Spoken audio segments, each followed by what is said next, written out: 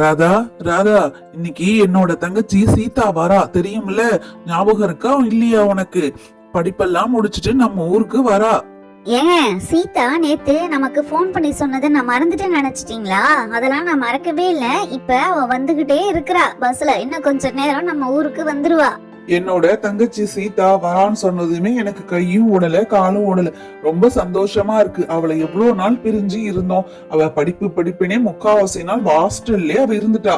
ஐ jolly. அப்பா, இன்னைக்கு சீதா அத்தை வராங்களா? இனிமே அவங்க நம்ம கூட தான் இருக்க போறாங்களாப்பா? எனக்கு ரொம்ப ஜாலியா இருக்கு அத்தை வராங்கன்னதுமே.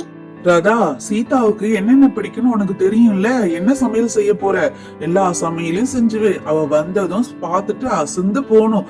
அதே மாதிரி அவளுக்கும் இனிமே சமையல்லாம் சொல்லி கொடு ராதா. ஏங்க, சீதாவுக்கு என்ன பிடிக்கும்னு எனக்கு தெரியாதா என்ன? நானு அவளுக்கு பிடிச்ச சப்பாத்தியும் காளான் கிரேவியும் செஞ்சு வச்சிருக்கேன். அவ வந்து சாப்பிட்டோம். அதே மாதிரி அவளுக்கு நான் எல்லா சமையலையும் இன்னும் கொஞ்ச நாள்ல சொல்லி தரேன். அம்மா, அத்தை வராங்கன்னதும் காளான் கிரேவி சப்பாத்தி செஞ்சு வச்சிருக்கேன் அம்மா. அம்மா, அத்தை எவ்வளவு நேரம் ஆகுமோ தெரியல. எனக்கு ஃபர்ஸ்ட் கூடமா பசிக்குது. போன் செஞ்சு அண்ணனை வர சொல்லலாமா? நம்மளே நடந்து போலாமா? சரி, ரொம்ப நாள் ஆகுதுல, அதனால நடந்து எல்லாத்தையும் வேடிக்கை பார்த்துக்கிட்டே போலாம்.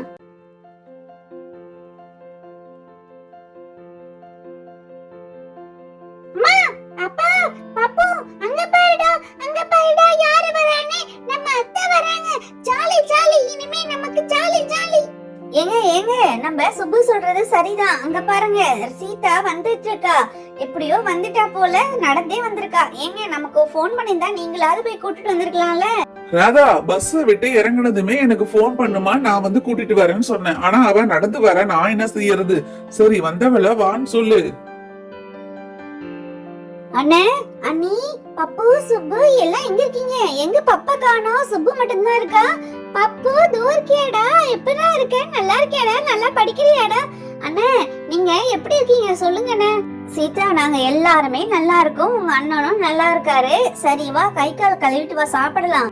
ஆமா சீதா, அங்க ஹாஸ்டல்ல எப்படி சாப்பிட்டியோ என்னமோ, உங்க அண்ணி உனக்கு பிடிச்ச சப்பாத்தி காளான் கிரேவி எல்லாம் செஞ்சு வச்சிருக்கா. அது மட்டும் இல்லாம மத்தியானம் மீன் குழம்புலாம் செஞ்சு ரெடி பண்ணி வச்சிருக்காளாம். சாப்பிடுமா, வாமா. சீதா, சாப்பிடறதுக்கு முன்னாடி உங்ககிட்ட ஒரு விஷயம் சொல்லணுமா? நாங்க எல்லாரும் சேர்ந்து உனக்கு கல்யாணம் பண்ணலாம்னு முடிவு பண்ணிருக்கோம். நாளைக்கு உன்னை பொண்ணு பார்க்க வராங்க. அண்ணே, அண்ணி, நானே இன்னைக்குதான் வரேன் ஊருக்கு. அதுங்காட்டியும் பொண்ணு பாக்குறது அது இதுன்னு சொல்லி என்ன பயன்படுத்தாதீங்க. நான் கொஞ்ச நாளைக்கு ஃப்ரீயா நான் வீட்டுல ஜாலியா இருக்கனே. அப்படிலாம் சொல்லாத சீதா, மாப்பிள்ளை ரொம்ப நல்ல பையன். அதனால உன்னை நல்லா பாத்துப்பா. நீ இங்க எப்படி ஜாலியா இருக்கியோ அதே மாதிரி அங்கேயும் போய் நீ சந்தோஷமா இருக்கலாம். கவலைப்படாத. அண்ணே, இந்த மாப்பிள்ளையே எனக்கு ஓகேண்ணே. ஏன்னா வெளியூர் மாப்பிள்ளைய விட இந்த ஊர் மாப்பிள்ளைய கல்யாணம் பண்ணிக்கிட்டா நான் அடிக்கடி உங்களை வந்து பார்க்கலாம். பப்பு சுப்பு கூட ஜாலியா இருக்கலாம். அண்ணியும் அடிக்கடி வருவாங்க. ஏன் சீதாவே ஓகே சொன்னதுனால நாளைக்கே மாப்பிள்ளை வீட்டுல வர சொல்லிடுங்க. பொண்ணு பாக்குற ஃபங்க்ஷனை நாளைக்கே வச்சுக்கலாம். ஐ ஜாலி, அத்தையே ஓகே சொல்லிட்டாங்க. அப்பா, நீங்க ஸ்கூல் இருக்கிற நாளா பார்த்து கல்யாணம் வைங்க. அப்பதான் நாங்க லீவ் போட்டு ஜாலியா விளையாடுவோம். ஏய் பப்பு, நீ ஜாலியா இருக்கிறதுக்கு ஸ்கூல் போகாம மட்டும் போடுறதுக்கு என் கல்யாணம் தான் உனக்கு கிடைச்சதா? நான் வந்ததும் இப்படி ஒரு ஷாக் நியூஸ் இருக்கும் நான் எதிர்பார்க்கவே இல்ல. சீதா, அப்படிலாம் சொல்லாதம்மா. இது ஒன்னும் ஷாக் நியூஸ் இல்ல, சந்தோஷமான நியூஸ். நீ ஓகே சொன்னதும் எனக்கு எவ்வளவு சந்தோஷமா இருக்கு தெரியுமா? சீக்கிரமா உனக்கு புடவை நகையெல்லாம் நிறைய வாங்கணும். நிறைய வேலை இருக்கு. ஃப்ரெண்ட்ஸ், என்னோட பொண்ணு பார்க்குற வீடியோ எல்லாம் பார்க்கணும்னு நினைச்சீங்கன்னா டைனி வில்லேஜ் சேனலுக்கு சப்ஸ்கிரைப் பண்ணி வச்சுக்கோங்க. அப்படியே லைக் ஷேர் பண்ணுங்க. Okay, bye. தேங்க்ஸ் ஃபார் வாட்சிங்.